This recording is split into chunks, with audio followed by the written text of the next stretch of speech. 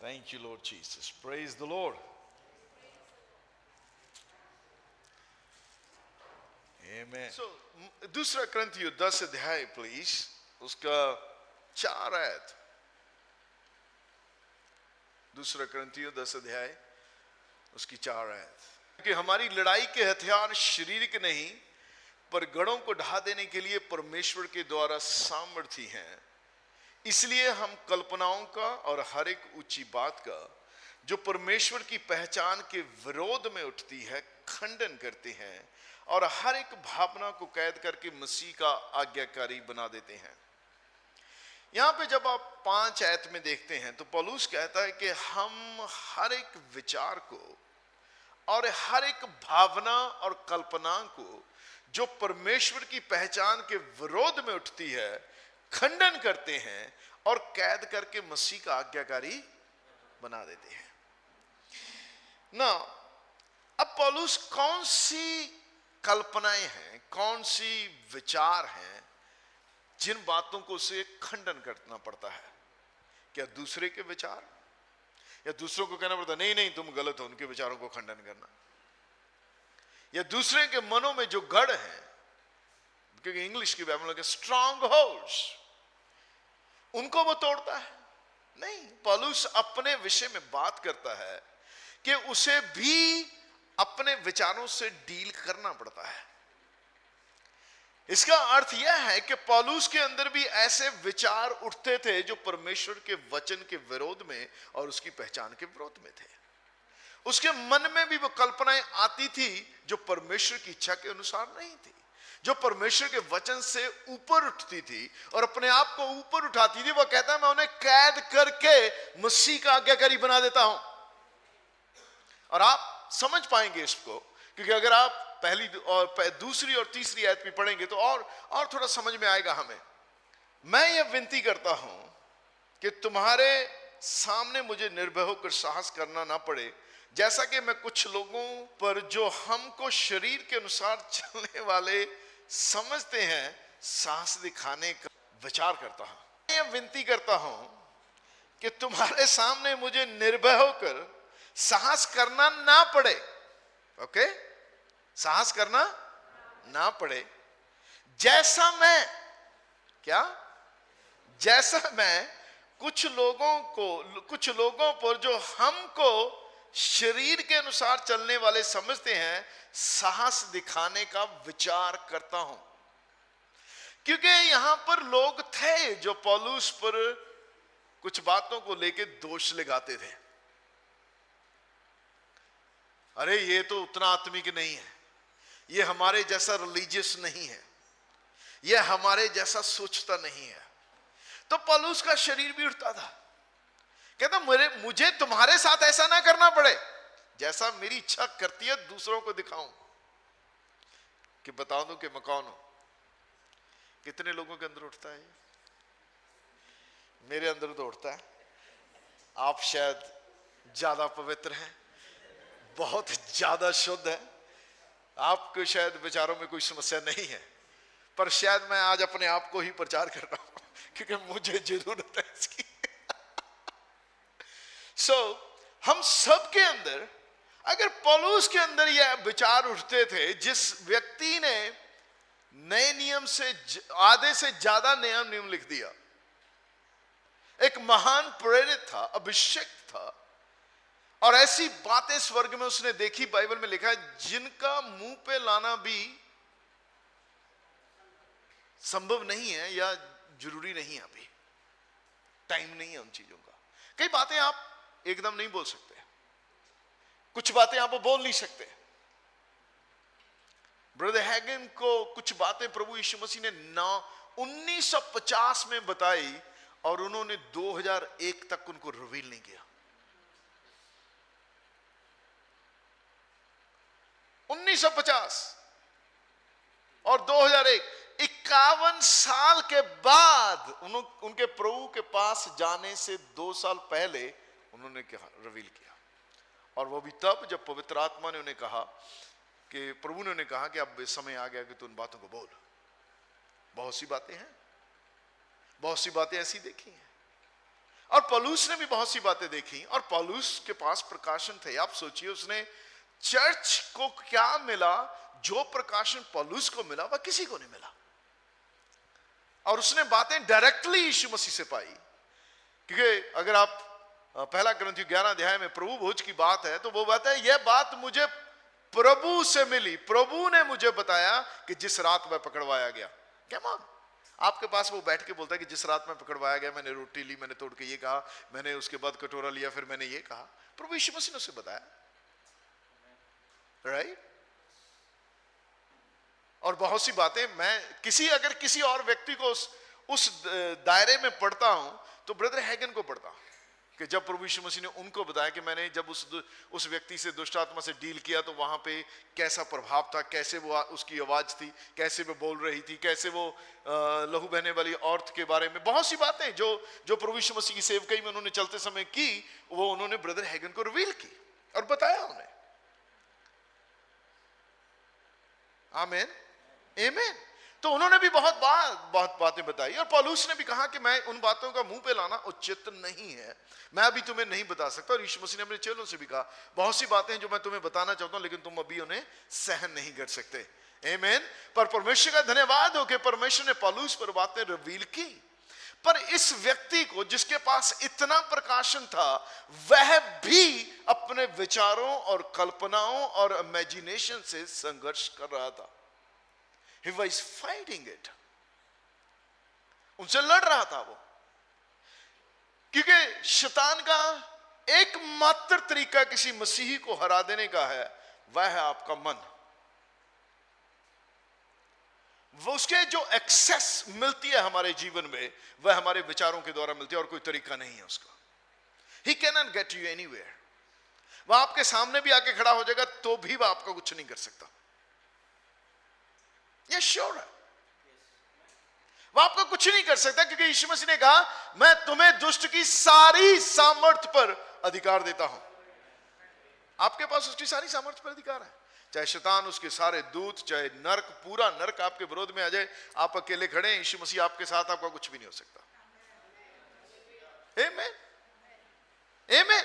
वह आपका कुछ बिगाड़ नहीं सकता, पर वह डिसीवर है, द मास्टर ऑफ डिसेप्शन। वह धोखा देने का स्वामी है। उसको मनुष्य के साथ 6000 साल हो गए कार्य करते, and he knows how to deceive. और वह डिसीव कैसे करता है? विचारों के द्वारा और कल्पनाओं के द्वारा। इसीलिए पौलुस कहता है कि हर एक वो कल्पना जो परमेश्वर की पहचान के विरोध में उठती है, हम उसका खंडन करते हैं और कैद करके मसीह का आज्ञा करें। It means he pools down that strong holds in his mind. इसका अर्थ है कि जो उसके मन में वो विचार, वो कल्पनाएं आती हैं, उन्हें वह नीचे ले आता है। कैसे? परमेश्वर के वचन से। वह कहता है हमारी लड़ाई के हथियार शरीर के नहीं है। आप दीवारों में जाके सर मारने नहीं लगते कि मेरे इतने विचार आ गए हैं, हाँ? आप ऐसे नहीं लड़ते, आप वचन के साथ लड़ते हैं। आप अपनी जुबान के साथ उन वचनों को बोलने के द्वारा लड़ते हैं, और कोई तरीका नहीं है उनसे लड़ने का। You can't fight with people. हालांकि उसका भी शरीर उठता था, कहना मेरा भी जी चाहता है कि मैं भी दूसरों को दिखाऊं कि हम क्या हैं। यही बात वो बोल रहा है या नहीं? प्लीज पढ़िए अपनी बाइबल। कितने लोगों के अंदर आता है? मेरे अंदर बहुत बार आता है, हर रोज आता है कि अभी पकड़ लूं, अभी बोलूं। फिर मैं अंदर जाता हूं, फिर मैं कहता हूं मैं माफ करता हूं, मैं माफ करता हूं। You pull down that stronghold. आप उस विचार को तोड़ डालते हैं परमेश्वर का वचन बोलने के द्वारा। जो परमेश्वर का वचन कहता है, आप अपने विचारों को परमेश्वर के वचन के अधीन कर देते हैं, अपनी सोच को परमेश्वर के वचन के अधीन कर देते हैं। आप कहते हैं कि नहीं, मैं परमेश्वर के वचन पर चलूंगा। पिछले दिनों में कुछ था, मैं परमेश्वर का वचन बोलने लगा। मैं सुबह सुबह उठ के पता क्या बोल रहा हूं? प्रेम अपने पड़ोसी की कुछ बुराई नहीं करता, प्रेम अपने पड़ोसी की कुछ बुराई नहीं करता, प्रेम अपने पड़ोसी की कुछ बुराई नहीं करता। How you do that? मैं क्या कर रहा हूं? मैं उन कल्पनाओं को, उन विचारों को, उन उन उन गढ़ों को अपने मन से तोड़ रहा हूं। और वही की तरीका है, वह परमेश्वर का वचन। आमीन। और कोई तरीका नहीं है। आप किसी लाइन में जाके खड़े हो जाइए, वहां पे हाथ रखने से कुछ नहीं होगा। अगर आपने अपने घर में कुत्ते को जगह दिया तो आपका पड़ोसी आपके कुत्ते को निकाल नहीं सकता। तो शैतान कुत्ते की तरह ही है जो हमारे मन में घर बनाता है। That's very true। वह आपके मन में घर बनाता है। अगर आप परमानेंटली उसे नहीं निकालेंगे तो आपका पड़ोसी, आपका क्रिश्चियन बहन भाई, आपका पास्टर नहीं निकाल सकेगा। वह 2 मिनट के लिए निकाल देगा, वह फिर वापस आएगा, क्योंकि आपने रोटी डाली है उसे, आप हड्डी डाल रहे हैं उसे, आप एंटरटेन कर रहे हैं उसे। When you entertain the devil, जब आप शैतान के विचारों को एंटरटेन करते हैं, उसका सिंपल अर्थ यह है कि जैसे आप कुत्ते को कहते हैं, आ मेरे घर में बैठ, खा रोटी, वो पूंछ चलाता आता है। Then he take holds of you, फिर वह आप पे नियंत्रण करता है। पर हमारी लड़ाई के हथियार शारीरिक नहीं। मैं आपको एक उदाहरण देता हूं। 9 साल पहले जब पास्टर शिशिर का बेटा और मोनिका का भतीजा हमारे साथ रहते थे, तो उनको बच्चों को कुत्तों से बहुत प्यार था। तो गली में किसी ने जर्मन शेपर्ड छोड़ दिया, और वो बच्चे ऐसे थे कि किसी भी कुत्ते को उठा लाते थे। और ये कुत्ता बड़ा था, उसको उठा लाई घर, नहलाया धुलाया, कुत्ता मंजे पे चढ़ के बैठ गया, बेड पे चढ़ के बैठ गया, और वह अब उतरना नहीं चाहता। पर किसी ने उसे जगह दी, परिवार के सदस्यों ने जगह दी, और वह बेड पे चढ़ के बैठ गया। मैंने डंडा लिया, मैंने उसे नीचे उतारा, वह उतर गया। मोनिका उसे डांटने लगी तो वह उस पर गुर्राया। पांडे, मैंने लिया डंडा और उसे बताया कि ये मेरा घर है, तेरा नहीं है। आमीन, आमीन। और मैंने वो डंडा लिया और उसे 1-2 मारे, और उसके बाद वह कभी नहीं आया। That's the way you deal with the devil। इसी प्रकार परमेश्वर के वचन की लाठी लेके शैतान को मारना और उन विचारों को मारना है। आपको डील करना है, किसी और को नहीं डील करना। अपने विचारों के साथ हमें खुद डील करना। पौलुस कहता है हम कैद करके उन्हें मसीह का आज्ञाकारी बना देते हैं। अब पढ़िए 3 आयत, 2 हमने पढ़ी। क्योंकि यद्यपि, नाउ लिसन दिस केयरफुली, क्योंकि यद्यपि हम शरीर में चलते फिरते हैं तो भी शरीर के अनुसार नहीं लड़ते। What was the temptation? Temptation क्या थी पौलुस को? यार मैं भी दिखाऊं मैं कौन हूं, मैं भी बताऊं मैं कौन हूं। फरीसियों का फरीसी हूं। अगर परमेश्वर के लिए जलन रखने वालों के विषय में कहो तो कलीसिया का स्थाने वाला था। बेंजामिन के गोत्र का हूं, गमलीएल के पैरों में बैठा के पढ़ाया गया हूं, एजुकेटेड हूं, बता सकता हूं मैं क्या हूं। पर वो चीजें जो मेरे लाभ की थी मैं उन सबको कूड़ा समझता हूं। You want to grow? आप बढ़ना चाहते हैं तो जो बातें घमंड का कारण है उन्हें कूड़ा बनाना अवश्य है। उन्हें अपनी नजर में अगर हम कूड़ा नहीं बनाएंगे तो वह बातें परमेश्वर के वचन से ज्यादा महत्वपूर्ण हो जाएंगी, और वह गढ़ बन जाता है दिमाग में। ऐसा नहीं मैं कहता कि आप उधार खो देंगे या आपने उधार नहीं पाया, but you will live a defeated life. आप एक हारा हुआ जीवन जिएंगे यहां पे। अब कभी भी जो परमेश्वर का सर्व सिद्ध है, यह सर्वोत्तम है, उस तक कभी नहीं पहुंच पाएंगे जब तक आप इस पोर्शन में काम नहीं करते। आपको मालूम है चर्च की सबसे बड़ी जरूरत है उनके मन का नया हो जाना। हम मसीह में आ गए हैं लेकिन हमारी सोच नहीं बदली है। यह उसी प्रकार है कि इजरायली जैसे मिस्र से निकल आए लेकिन मिस्र उनमें से कभी नहीं निकला। वह बार बार याद करते थे, अरे वहां पे कितना अच्छा था, हालांकि इतनी बुरी गुलामी में थे वो। That comes back and back in their mind।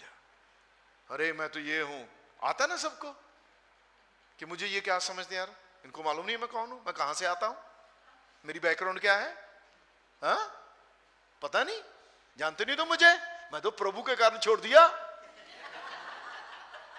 That's pride। That's pride. I'm telling you, that's imagination in your mind. And that's dangerous. मैं मसीह की पहचान के विरोध में है, वह आपकी पहचान नहीं है. Amen. वह आपकी पहचान नहीं है, वह मेरी पहचान नहीं है. मेरी पहचान, मैं मसीह में नई सृष्टि हूं और पुरानी बातें बीत गई, देखो सब नई हो गई. The old man is died. I am a new man in Christ Jesus. That's me. वह मैं हूं. मैं प्रेम की संतान हूं. मैं माफ कर सकता हूं. मैं माफी में चल सकता हूं. मैं सब बातें सह सकता हूं. मैं वो हूं. Amen. Amen. Hallelujah.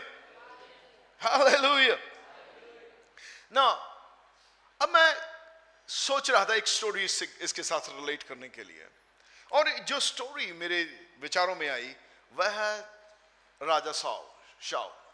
अब चलिए, पहला सैमुएल.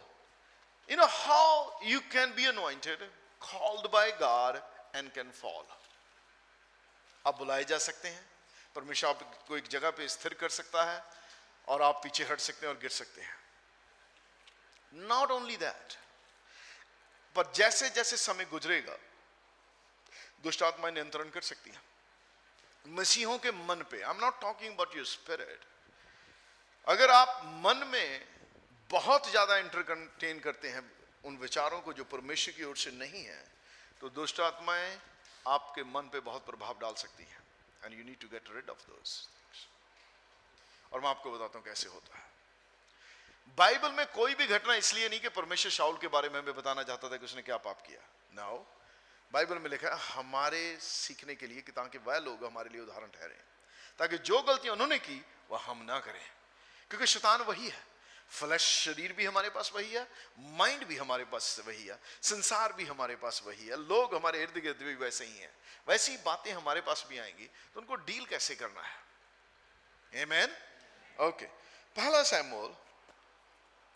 चलिए आप 15 अध्याय से 15वां अध्याय निकालिए आप. शमूएल ने शाऊल से कहा, यहोवा ने अपनी प्रजा इस्राएल का राज्य करने के लिए तेरा अभिषेक करने को मुझे भेजा था. इसलिए अब यहोवा की बात सुन ले. सेनाओं का यहोवा यूं कहता है, मुझे स्मरण है कि अमालेकियों ने इसराइलियों से क्या क्या किया. अब जब इस्राएल मिस्र से आ रहे थे तब उन्होंने मार्ग में उनका सामना किया. इसलिए अब तू जाकर अमालेकियों को मार और जो कुछ उनका है उसे बिना कोमलता किए नष्ट कर. क्या पुरुष, क्या स्त्री, क्या बच्चा, क्या दूध पीता, क्या गाय बैल, सब भेड़ बकरी, क्या ऊंट, क्या गधा, सबको मार डाल. शमूएल ने शाऊल से क्या कहा, परमेश्वर ने इजरायलियों का राजा होने के लिए तेरा अभिषेक किया और इजराइल का राज्य तुझे दिया. अब जो काम के लिए तुझे बुलाया जाके वह कर. राइट? जिस काम के लिए बुलाया उसके लिए कर. कितने लोग यहां पर परमेश्वर की संतान है? ओके. कितने लोग यह विश्वास करते हैं कि आप भी राजा हैं? हम विश्वासी बोलते हैं. आमीन. हम राज पधारी. आमीन. राजकीय याजक हैं हम. यीशु मसीह राजाओं का राजा है. ओके, यह बढ़िया है. लेकिन राजे के साथ अधिकार आता है तो जिम्मेवारी भी आती है. राज्य बिना जिम्मेवारी के नहीं आता है. हमारे देश के प्रधानमंत्री नरेंद्र मोदी, जैसा भी उनको, जो भी उनका अपना विचारधारा है, जिससे भी है, उनके पास अधिकार है सब बातों का, लेकिन निंदा भी उसकी साथ साथ है या नहीं है? जिम्मेवारी भी है उसके पास. अगर हमारे देश के साथ कुछ गलत हो जाता है, कुछ भी होता है, अगर नहीं भी उनकी गलती होती तो भी गलत हो जाता है, तो भी लोग यूट्यूब पे उठ के उसको गाली देते हैं. देते हैं या नहीं देते? कहीं अपने फायदे के लिए, कहीं मशहूर होने के लिए, कहीं किसी बात के लिए. मेरे कहने का अर्थ है कि जब आप किसी अधिकार की पोजीशन में आते हैं तो आप जिम्मेवारी भी आती है आपके साथ, चाहे आप चाहे ना चाहे. इसका अर्थ ये, कोई भी जॉब आप करिए, आपका अधिकार है कि आपको महीने के अंत में तनख्वाह मिले, पर तनख्वाह के साथ आपकी जिम्मेवारी भी है. आप कहें जी मुझे जिम्मेवारी तो नहीं करनी, लेकिन मैं महीने के अंत में तनख्वाह लेने आ जाऊंगा. they'll kick you out. You disqualify yourself. आप अपने आप को अयोग्य घोषित कर देते हैं उस जॉब को करने के लिए. Amen. कोई फर्क नहीं पड़ता कि आप कौन से महकमे में हैं, कौन से डिपार्टमेंट में हैं, तो जिम्मेवारी साथ में आती है. और यहां पे जब राजा बना तो जब आप परमेश्वर की जॉब करते हैं तो यह बड़ा अधिकार आपको दिया गया, तो बड़ी जिम्मेवारी है आपके पास. और उसे एक जिम्मेवारी दी, और वह जिम्मेवारी थी अमालेकियों का नाश करना. 10 आयत. तब यहोवा का यह वचन शमूएल के पास पहुंचा, मैं शाऊल को राजा बना के पछताया क्योंकि उसने मेरे पीछे चलना छोड़ दिया और मेरी आज्ञाओं का पालन नहीं किया. शाऊल किसी के अधीन नहीं था परमेश्वर को छोड़ के. उसको किसी की भी आज्ञा नहीं माननी थी परमेश्वर की आज्ञा छोड़ के.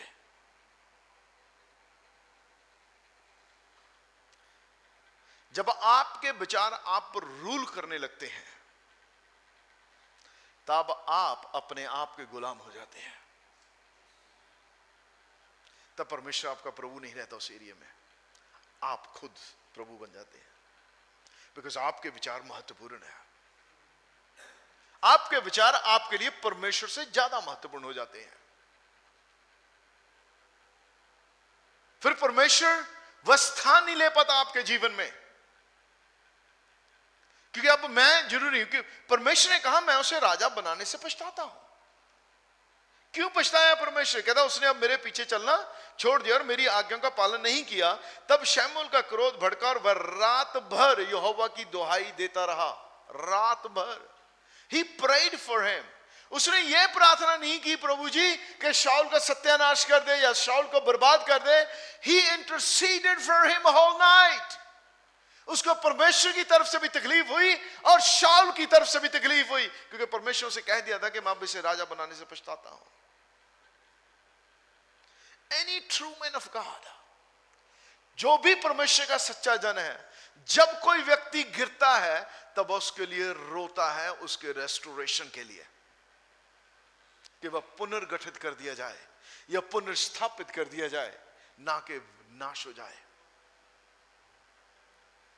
उसके अंदर यह भी दुख था कि उसने परमेश्वर की इच्छा को मिस कर दिया, क्योंकि अमालेकियों का खत्म हो जाना बहुत जरूरी था, क्योंकि परमेश्वर ने मूसा से प्रतिज्ञा की थी कि मैं अमालेकियों का नाश धरती के नीचे से खत्म मिटा दूंगा उनका नाम.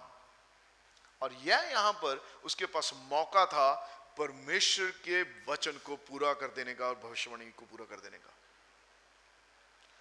जब परमेश्वर आपको और मुझे किसी काम के लिए बुलाता है तब उसने बहुत पहले जो उसकी किताब में लिखा है, इस संसार की उत्पत्ति से पहले लिखा है, उसे पूरा करने का मौका होता है वो. And we fail God. और हम परमेश्वर को सफल कर देते हैं उसकी योजना को, क्योंकि अब हम खुद के स्वामी खुद हो गए हैं. हमारी समस्या यह है. इसीलिए ये जो कल्पनाएं हैं, जो विचार परमेश्वर की पहचान के विरोध में उठते हैं, वह सिर्फ शैतानिक प्रभाव ही नहीं है, लेकिन वह परमेश्वर के काम में एक बड़ी बाधा हो जाते हैं. इसीलिए उन्हें कैद करना बहुत जरूरी है. इसीलिए पौलुस 1 कुरिन्थियों 9 अध्याय उसकी 27 आयत में कहता है, मैं अपने शरीर को मारता कूटता और वश में लाता हूं. I discipline myself, I discipline my body. Why? ताकि जो मैं प्रचार करता हूं कहीं उन बातों में खुद ही निकम्मा न ठहरूं.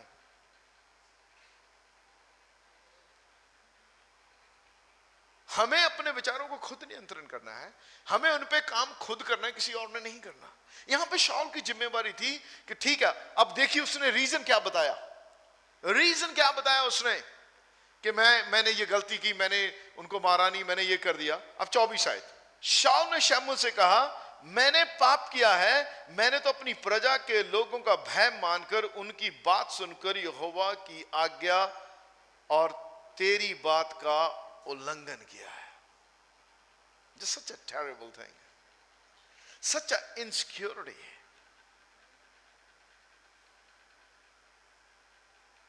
कहता मैं लोगों से डर गया था यार, लोग मुझे छोड़ के चले जाएंगे. अब मैं जब इस बात को पढ़ा तो मैं हैरान हो गया कि यार आदमी ये क्यों नहीं सोचता कि लोग ये तेरे पीछे इसलिए चलने लगे क्योंकि परमेश्वर ने तुझे अभिषिक्त किया है। ये तेरी कोई पर्सनैलिटी के कारण लोग तेरे पीछे चलने नहीं लगे।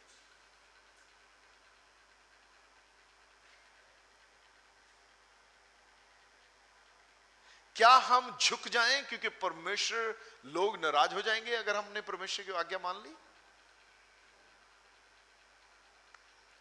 I felt that pressure hundreds and thousands of times in my life. मैंने अपने जीवन में यह दबाव जो शाऊल बात कर रहा है सैकड़ों और हजारों बार सामना किया है कि मैं समझौता कर लूं, नहीं तो लोग नाराज हो जाएंगे। You have to encourage yourself all the time कि मैं परमेश्वर के वचन से समझौता नहीं करूंगा। परमेश्वर के वचन के साथ समझौता ना करने से लोग नाराज होते हैं, यह सामान्य बात है। क्योंकि हर एक जिस आत्मिक स्तर पे आप चल रहे हैं, हर एक उस आत्मिक स्तर पे नहीं चलता है। अगर लोग यीशु को छोड़ के जा सकते हैं तो आप और मैं कोई बड़ी चीज नहीं है। एक टाइम आया 12 चेलों को छोड़ के सब चले गए, गए या नहीं? और यीशु मसीह बिल्कुल नहीं घबराया। उन्होंने क्या कहा, क्या तुम भी जाना चाहते हो? जब आप परमेश्वर के वचन के अधीन होते हैं, आप पूरी तरह खड़े रहते हैं उसकी अधीनता में, तब आपको यह डर नहीं होता कि आपके साथ कौन चलता है और कौन नहीं चलता है। पर आप भीड़ से नहीं डरते कि ये मुझे छोड़ के चले जाएंगे। लोग आएंगे और जाएंगे, एक बात पक्का कर लीजिए कि परमेश्वर आपको छोड़ के ना जाए। क्योंकि लोग आपको स्वर्ग नहीं ले जा सकते, लोग आपको राजा नहीं बना सकते। लोग एक दिन आपको ताज पहनाएंगे और दूसरे दिन आप पे थूकेंगे। That's a public। उन्होंने यीशु मसीह के साथ भी ऐसा करने की कोशिश की। वही लोग थे वो जिनको उसने 5000 भीड़ को रोटी खिलाई, वही लोग छोड़ के चले गए। पहले तो उसे वो राजा बनाने के लिए ढूंढ रहे थे, फिर बोलते ये तो ऐसी बातें बोलता, कौन सहन कर सकता है? पर यीशु मसीह ने कहा, मैं कुछ भी ऐसा नहीं कहता जो मेरी ओर से हो, जो मैं अपने पिता से सुनता हूं वही करता हूं, अपने पिता की इच्छा पूरी। You have to pull down that strongholds. You have to be mentally strong. Mentally strong होने का अर्थ, मानसिक रूप से मजबूत होने का अर्थ यह नहीं है कि भाई मैं नहीं किसी की सुनता, यह नहीं है। मानसिक रूप से मजबूत होने का अर्थ है परमेश्वर के वचन में मजबूत हो जाना, कि आपकी भावनाएं परमेश्वर के वचन पर हावी नहीं होनी चाहिए, परमेश्वर का वचन आपकी और मेरी भावनाओं पर हावी होना चाहिए।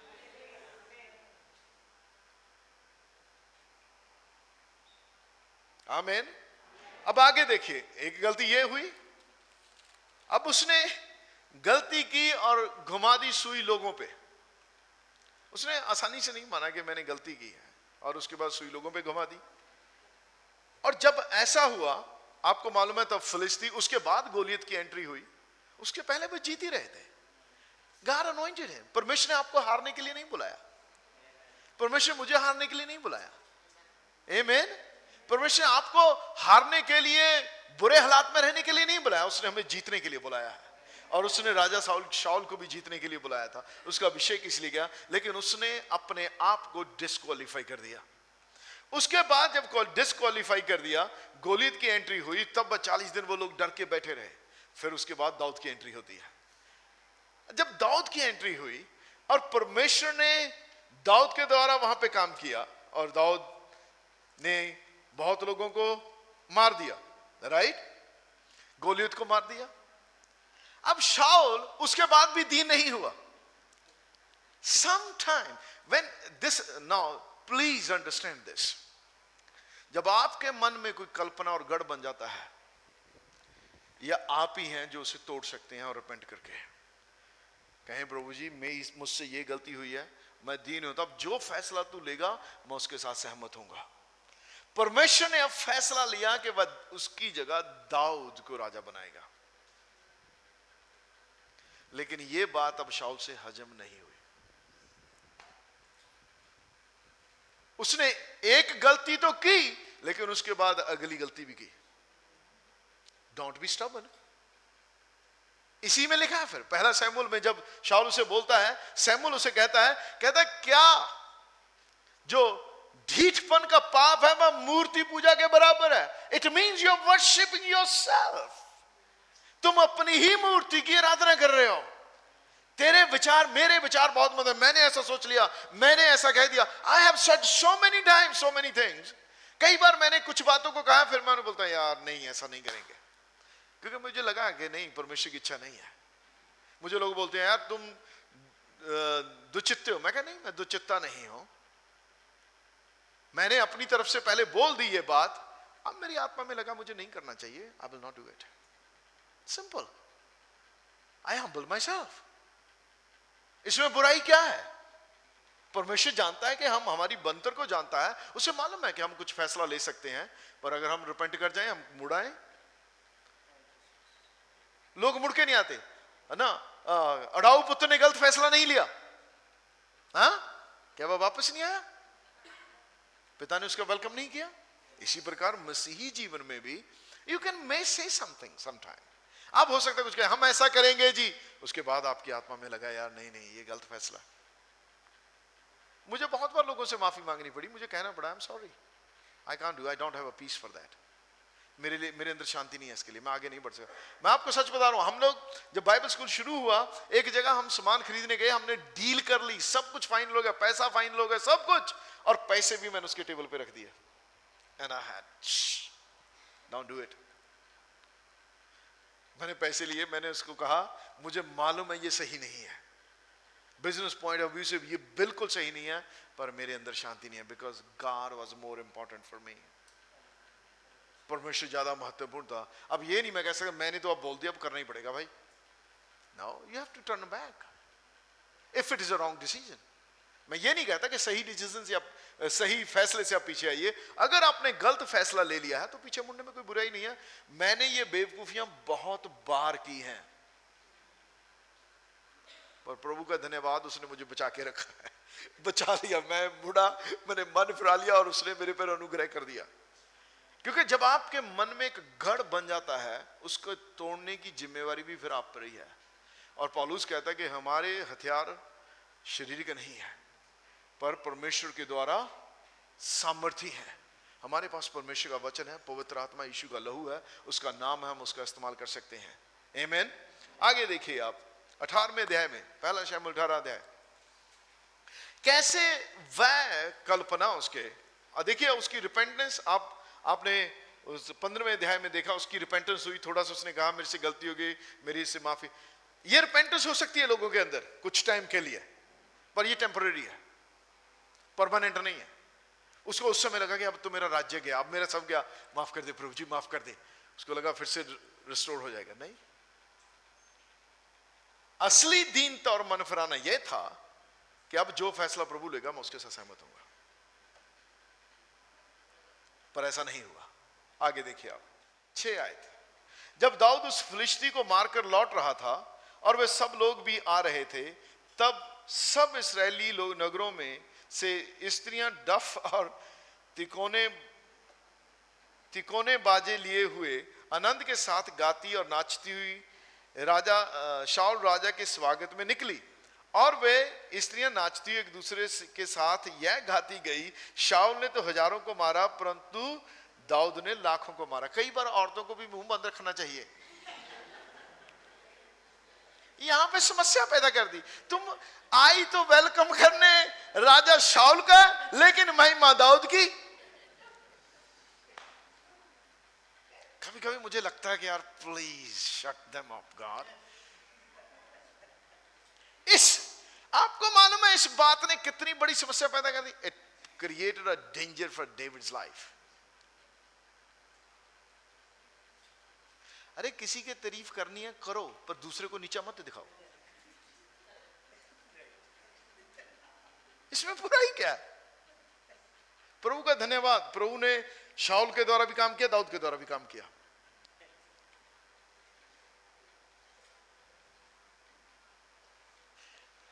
लो ladies,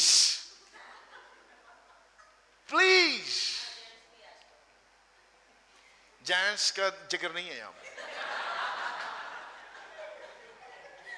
I will go with the Bible.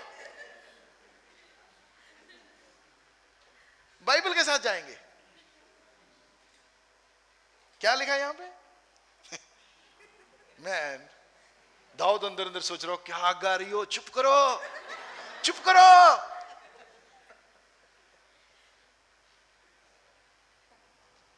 अब देखिए आगे। You have to be wise when you say things. आमीन। किसी की तारीफ करनी है करो, पर दूसरे को नीचा मत करो। You got it, my point? कोई कम हो सकता है, इसमें कोई बुरी बात नहीं है, पर किसी को उठाने के लिए दूसरे को नीचा मत करो। That's all right. Praise the Lord. यह सच्चाई थी कि दाऊद ने हजारों को मारा और शाऊल ने सैकड़ों को मारा, या लाखों को मारा, जो भी है, यहां भी जो भी नंबर है यहां पे। 8 है। तब शाऊल अति क्रोधित हुआ। क्या हो गया? जो तारीफ उसकी हुई सैकड़ों वाली, उसको भूल गया वो। अब उसकी आंख हजारों वाले पे लग गई। And that created a jealousy in him. और इस बात ने जो प्रॉब्लम उसमें पहले थी, उसमें और तेल डाल दिया। पर शाऊल के पास टाइम था, उसने प्रभु के साथ उसका एक अनुभव था, वह अभिषेक था, उसने भविष्यवाणी की थी, परमेश्वर उसे इस्तेमाल किया था, उसने परमेश्वर का स्वाद चख लिया था। अब यहां पर उसके पास फैसला था कि ठीक है, अगर परमेश्वर दाऊद को अब इस्तेमाल करता है तो मैं इसकी सपोर्ट करूंगा।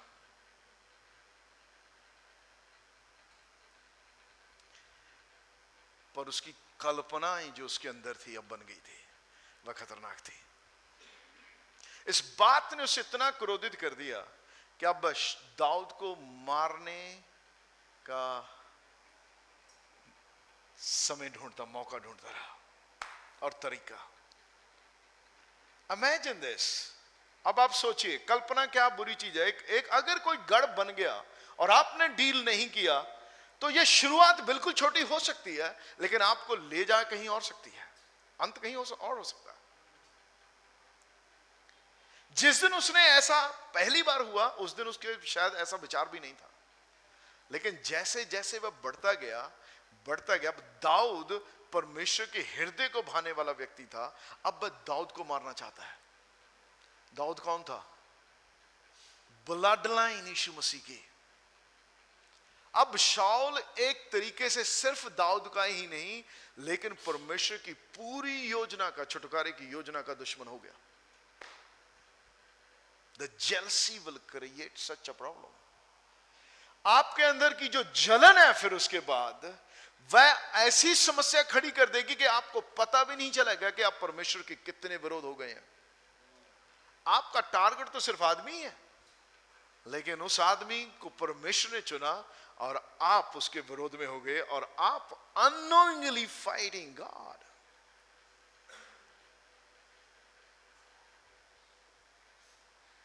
इसलिए पौलुस कहता है कि हम हर एक उस कल्पना को जो परमेश्वर की पहचान के विरोध में उठती है, उसे कैद करके मसीह का आज्ञाकारी बना देते हैं। और जब दाऊद को मौका मिला शाऊल को मारने का, तो दाऊद ने नहीं मारा, क्योंकि उसने उन कल्पनाओं को अपने ऊपर हावी नहीं होने दिया। मौका था उसके पास। जब वह केव में बैठा था, उसके साथियों ने कहा तेरे पास मौका, यही वो दिन है जो परमेश्वर तेरे विषय में कहा कि तेरे शत्रु को तेरे हाथ में कर देगा, तू राजा हो जाएगा। दाऊद को मालूम था कि वह नेक्स्ट राजा।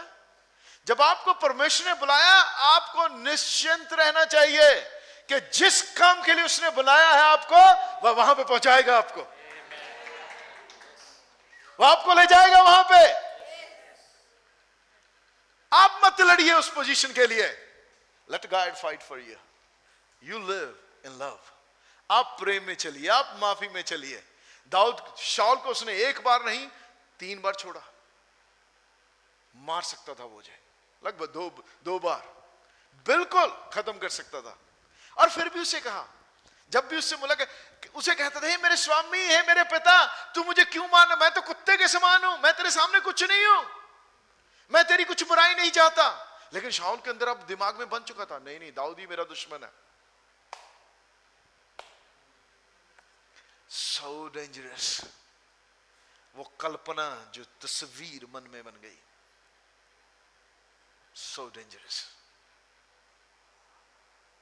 मैं क्यों बोल रहा हूं आज आपको? और we need to take those imaginations down. कहीं ऐसा ना हो कि हम भी अनजाने में परमेश्वर के विरुद्ध लड़ने वाले ठहरे।